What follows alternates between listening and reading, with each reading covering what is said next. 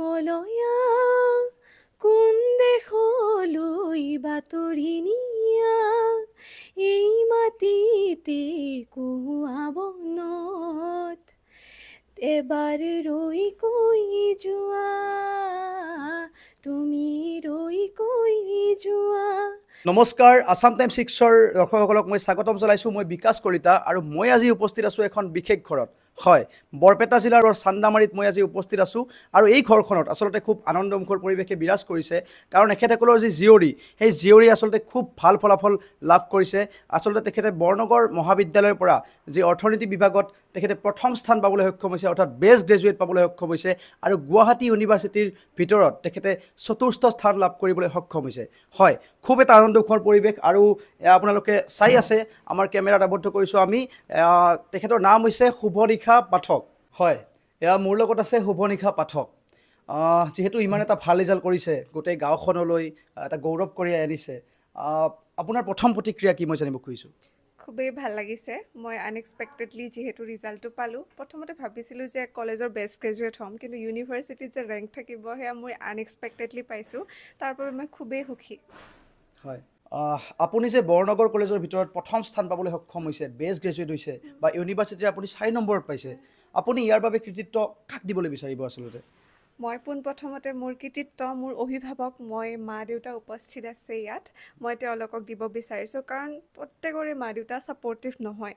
এজনী ছোৱালী হিচাপে মই এওঁলোকৰ পৰা যি ছাপৰ্ট পাইছোঁ সেয়া মই ইয়াতে এক্সপ্ৰেছ কৰিব নোৱাৰিম। আৰু দ্বিতীয়তে মই মোৰ কৃতিত্বৰ বাবে আজি মই পোনপ্ৰথমে মই ধন্যবাদ জনাব বিচাৰিছোঁ মোৰ শিক্ষাগুৰুসকল। মই ইয়াতে নাম ল'ব লাগিব আমাৰ অৰ্থনীতি বিভাগৰ মুৰব্বী অধ্যাপিকা নৱনীতা ডেকা বাইদেউ। ফাৰ্ষ্ট ছেমৰ পৰাই তেখেতে যিমান কষ্ট কৰিছে মোৰ বাবে, তাৰ বাবে আজি বহুত বহুত ধন্যবাদ বাইদেউ।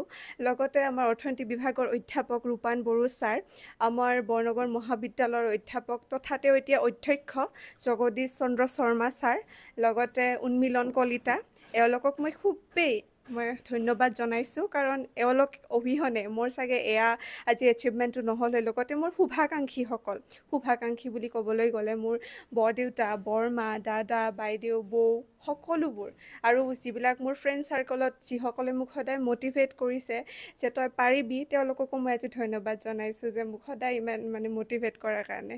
এওঁলোকেই হৈছে মেইন মানুহ। আৰু হয়, আমি গম পাইছোঁ তেখেতে ইতিমধ্যে জনাইছে যে তেখেতে কাক কাক কৃতিত্ব দিব বিচাৰিছে।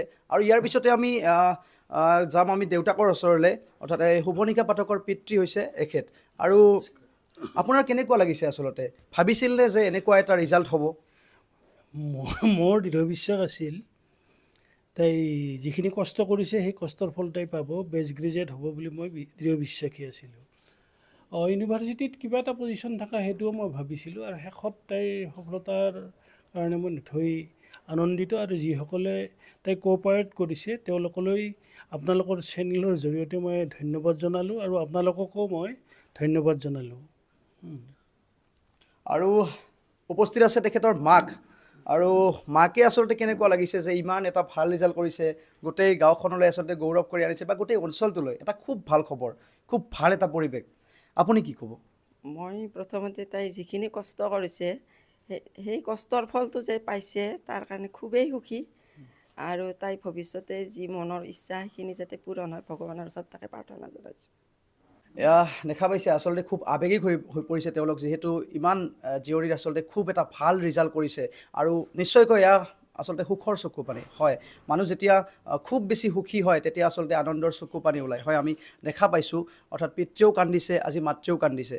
হয়, এয়াই হৈছে আচলতে সুখৰ চকুলো। হয়, আচলতে আমি মন কৰিলোঁ, আমি দেখিলোঁ যে আচলতে যি সুখৰ চকুলো, আচলতে জীয়ৰীৰ ইমান এটা সুখৰ যি মুহূৰ্ত, ইমান এটা ভাল ৰিজাল্টত তেওঁলোকৰ আচলতে চকুৰে চকু পানী দি কৰিছে। হয়, আৰু এখেত শুভনিশা পাঠকৰ বৰমা উপস্থিত আছে। নমস্কাৰ জনাইছোঁ আপোনাক। আচলতে আজিকালি সমাজত আজিকালিও এনেকুৱা আছে যে বহুতে আচলতে ল'ৰা সন্তান বিচাৰে, বা ল'ৰা সন্তান যদি নহয় আচলতে দুখ প্ৰকাশ কৰে। সকলোকে আচলতে ল'ৰা সন্তান লাগে, কিন্তু ছোৱালী এজনীও যে ইমান এটা ভাল ৰিজাল্ট কৰিছে, এটা সুখৰ বতৰা কঢ়িয়াই আনিছে, আচলতে বৰমাক হিচাপে আপুনি কি ক'ব? নাই, মই সেইটো নাভাবোঁ। ল'ৰা ছোৱালী আজিকালি সমান, ছোৱালীও যে এনেকুৱা কৰিব পাৰে, ভাল ৰিজাল্ট কৰি আনিছে আমাৰ ছোৱালীজনীয়ে, তাতকে মই বনতে শুনি সুখী হৈছোঁ, ভাল লাগিছে। ল'ৰা ছোৱালী বুলি কোনো কথা নাই আৰু কথা নাই তাৰমানে।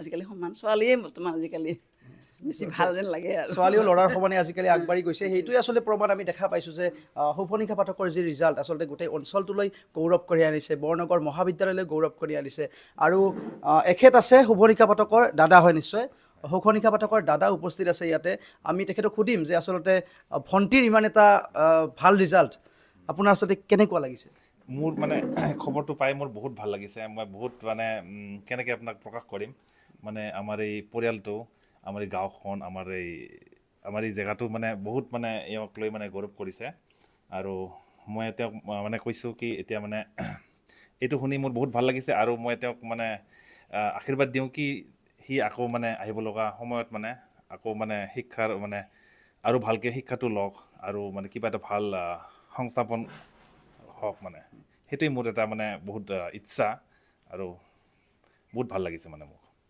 আচলতে সকলোৰে ভাল লাগিছে কাৰণ ইমান এটা ভাল ৰিজাল্ট কৰিছে আমি তেখেতক সুধিম শুভনিশা পাঠকৰ ওচৰলৈ আহিছোঁ আৰু যিহেতু ইমান এটা ভাল ৰিজাল্ট এইটো সকলোৱে গম পাইছে তাৰ বাহিৰেও মানুহৰ কিছুমান হবি থাকে বা কি কৰি ভাল পায় এতিয়া আপোনাক মই সুধিব খুজিছোঁ যে আপুনি পঢ়াৰ বাহিৰেও কি কৰি ভাল পায় পঢ়াৰ বাহিৰে মই আজৰি সময়ত মই নভেল পঢ়োঁ আৰু মই গান শুনো আৰু অলপ চলপ গানো গাওঁ গান গায় হয় আচলতে তেখেতে গান গায় বুলি কৈছে গতিকে আমি অনুৰোধ জনাম যদি পাৰে কিবা এটা গানৰ কলি গুণগুণাই দিব নেকি হ'ব বাৰু অঝুৰ মলয়া কোন দেশলৈ বাতৰি নিয়া এই মাটিতে কোৱা বনত এবাৰ ৰৈ কৈ যোৱা তুমি ৰৈ কৈ যোৱা ফাগুন অহাৰ সময়তে আকৌ এবাৰ আহি ক'বানে ঘূৰি ৰ'ব যেন মৰমেৰে তোমাৰে কথাতে অঝুৰ মলয়া কোন দেশলৈ বাতৰি নিয়া এই মাটিতে কোৱা বনত এবাৰ ৰৈ কৈ যোৱা তুমি ৰৈ কৈ যোৱা ধন্যবাদ হয় আচলতে আছিল শুভনিশা পাঠক তেখেতে আচলতে এই যি চান্দামাৰী মানিকপুৰ বৃহত্তৰ অঞ্চলটোলৈ গৌৰৱ কৰি আনিছে বৰনগৰ মহাবিদ্যালয়লৈ তেওঁ গৌৰৱ কৰি আনিছে আৰু আচলতে খুব সুখৰ মুহূৰ্ত আজি আপোনালোকক দেখুৱালোঁ আছাম টাইম 6ৰ সমূহ দৰ্শকক আমাৰ এই বিশেষ প্ৰতিবেদনটো চোৱাৰ কাৰণে ধন্যবাদ জনাইছোঁ